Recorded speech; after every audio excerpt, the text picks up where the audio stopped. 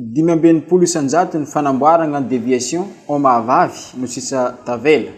Ary nytenegna ho vita amin'ny faran'ity volana jona ity, hoy Andriamatoa Rakotomanga Tasiano, gouverneur ny faritra Diana, nandritra ny tafa izay nataony tamin'ny mpanao gazety teto Antsiranana. Manao ny ezaka rehetra ny tompon'andraikitra miaraka amin'ny orinasa Kolasy ho hiatrany ny fagnazavana. Tegna olana tokoa amintsika aty agnatin'ny faritrin'ny Diana io resaka fatapan'ny pont mahavavy sy Ifasy io. Soragna an'Andriamanitra moa zany fa efa azo tsakana ny pont Ifasy na dia mbola tsy tegna vita tanteraka satria raha ny fandaminana zany tena ho asiagna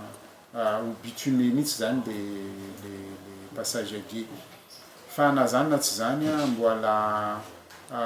tsy vita tanteraka ny arỳ amin'ny pont mahavavy zany hoe mbola mandeha ny transbordement fa raha ny fivoatra ny asa aloha any amin'ny 65% zany raha ny fagnazavandreo amin'ny travaux publics sy ny entreprise Kolasy zany ny état d'avancement an'le asa zany. Irariagna zany ho tratra ny fipotoagna satria raha ny famaritana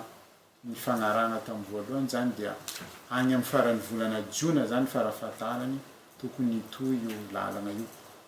Ka eto zany dia magnentana ny olo-pirenena tsiraikiraiky indrindra atsika ato agnatin'ny faritrin'ny Diana mba hanana faharetana. Maro ny resaka mandeha, maro ny tsaho itseroa fa ny marina dia iray ihany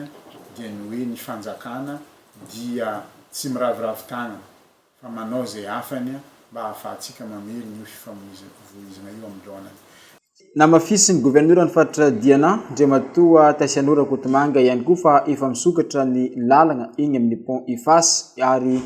efa afaka ivizivizeny fiara rehetra fa misy kosa ny lamina izay natao mba indesina magnatsara tanteraka ny asa ary izay nanaovany Antsoavo mba hanarany ireo mpampiasa ny lalana ny fandaminana izay efa natao.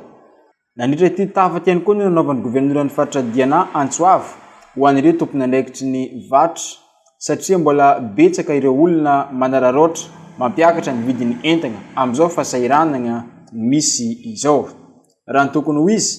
dia efa tokony ijotso ny vidin'ny entana satria efa tsy misy transbordement intsony ery amin'ny pont Ifasy ary vita tsy ho ela ihany koa ny eto amin'ny pont mahavavy araka ny fagnazavana. Ka mila ny fijerevana akaiky ataon'ny tompon'andraikitry ny vatro ary hagnano fidinana eny fotony ahafahana magnara-maso ny vidin'ny entana ato agnatin'ny faritra misy atsika ho izy. Eto koa zany magnano Antsoavo amindreo ao amin'ny ministèren'ny commerce et industrie mba hagnara-maso ny vidin'entana satria efa mba mitohy ny aria Ifasy fa ny vidin'entana ohatra mbola tsisy fiovana fa raha ny tokony ho izy zany efa mitohy ny Ifasy zany hoe efa miegny ny isan'ny transbordement zay misy ao amin'ny lalana io tokony magnaraka ho azy an'izay koa zany ny fidinan'ny vidin'entana indrindrandrindra rehefa vita rehefa mitohy tanteraka io lalana io